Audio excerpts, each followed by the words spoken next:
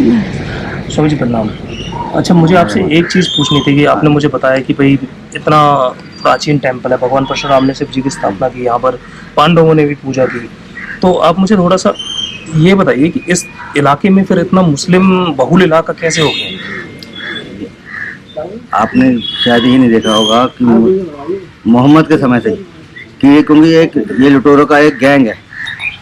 ये बाहर से कोई नहीं सकते थे, जो आपस में होते थे बहन भाई उन्हीं में संबंध बना के, और उन्हीं के बच्चे हैं सब बहन भाई, चाचा ताऊ मामा फूफा कोई नहीं होता इनका, ये खाली एक औरत और आदमी का संबंध होता है। तो वो एक जगह इकट्ठे हो गए तो वो अपने सब वहीं पे पढ़ते, एक एक के 20-20 25-25 बच्चे हुए हैं। 3-3 4 बार शादी होती है एक कि हलाला के नाम पे एक दूसरे के पास भेज दी, फिर उसने हलाला कर दिया, फिर आ गई वापस तो उनसे ही। तो एक एक जने के जब एक औरत से 20-20 बच्चे होंगे तो आप समझ लीजिए कि कितने दिनों में इनकी आबादी डबल होती है। तो उस, और हमारे जो हिंदू बहन भाई हैं बेटे हैं वो क्या करते हैं कि एक या दो, अगर पहला बेटा हो गया तो दूसरे के का मतलब ही नहीं है कि वो दूसरे को हम पैदा भी कर लें। और अगर पहली बेटी हो गई तो हम सोचते हैं कि हाँ भाई हम दूसरा चलो करें कि वंश बढ़ाना है, नहीं तो हम वो एक पे ही सिमट के रह जाते हैं।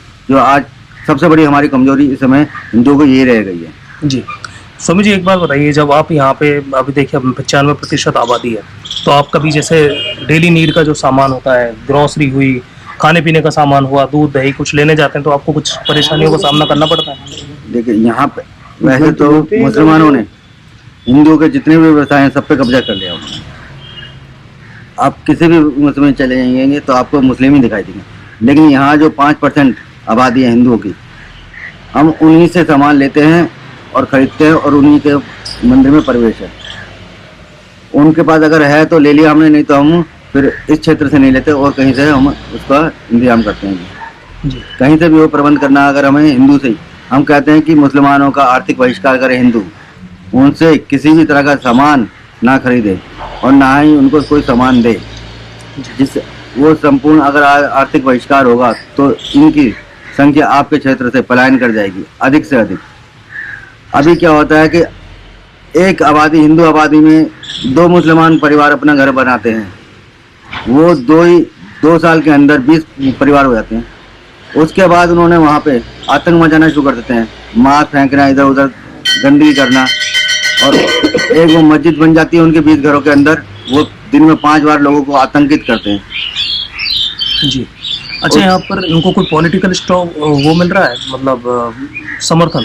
देखिए बताया ना कि अब जब 90% वोट उनकी है तो नेता किसकी खाएंगे, जहाँ से वोट मिलेगी उसको, तो नेता उन्हीं के साथ। अब नेता के पास है तो प्रशासन भी उन्हीं के सामने झुकता है। फिर राजनीति में जब नेता यहाँ के हैं वो इनके सामने वोट के चक्कर में झुकते हैं, और प्रशासन को जो नेता झुकाते हैं, फिर उनको भी डर है। यहाँ का प्रशासन बताए ना, मैं ये थाने फूंक देते हैं, इनको डर नहीं लगता कि थाने फूंकने, क्योंकि ये भारत के संविधान में विश्वास नहीं रखते हैं।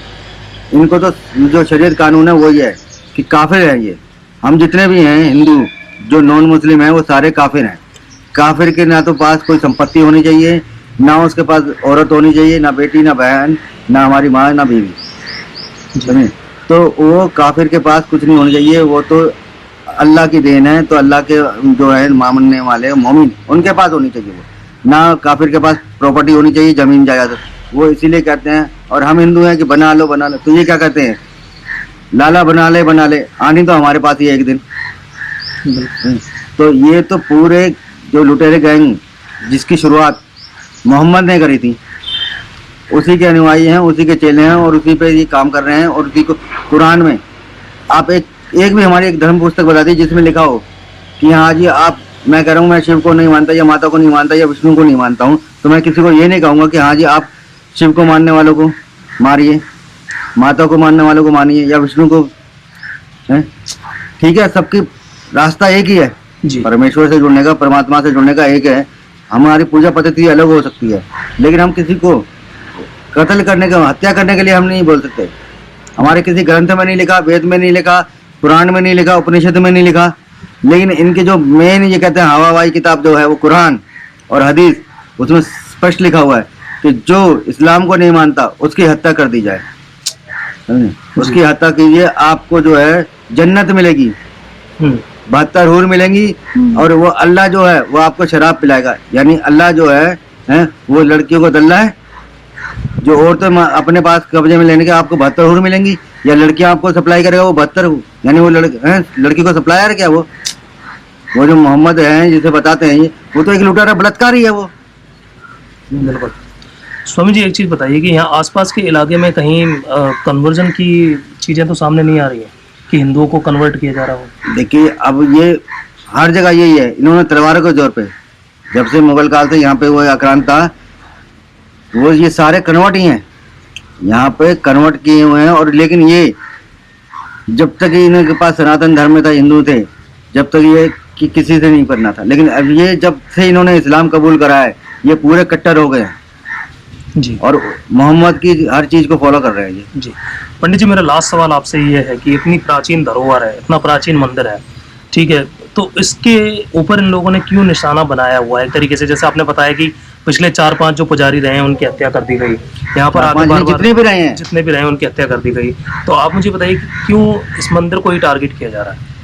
मैंने बताया ना, इनकी जो किताब है हवा हवाई, उसमें लिखा हुआ है कि इस्लाम को नहीं मानता उसको खत्म कर दीजिए, उसको मानने वालों को खत्म कर दीजिए। तो ये तो हमारे प्राचीन, इतनी प्राचीन है, भगवान परशुराम ने यहाँ शिवलिंग की स्थापना करी है। पांडव जो है यहाँ पे आके अपनी साधना करी है अज्ञातवास में। तो ये इतनी हमारी पूजनीय है माँ जो है भगवती, जो आदित्य है यहाँ पे, वो उसको तो खंडित करने की बहुत कोशिश करी है इन्होंने जी। उसने माँ को कई 100 वर्ष ये जो कुंड है उसके अंदर विश्राम करना पड़ा है।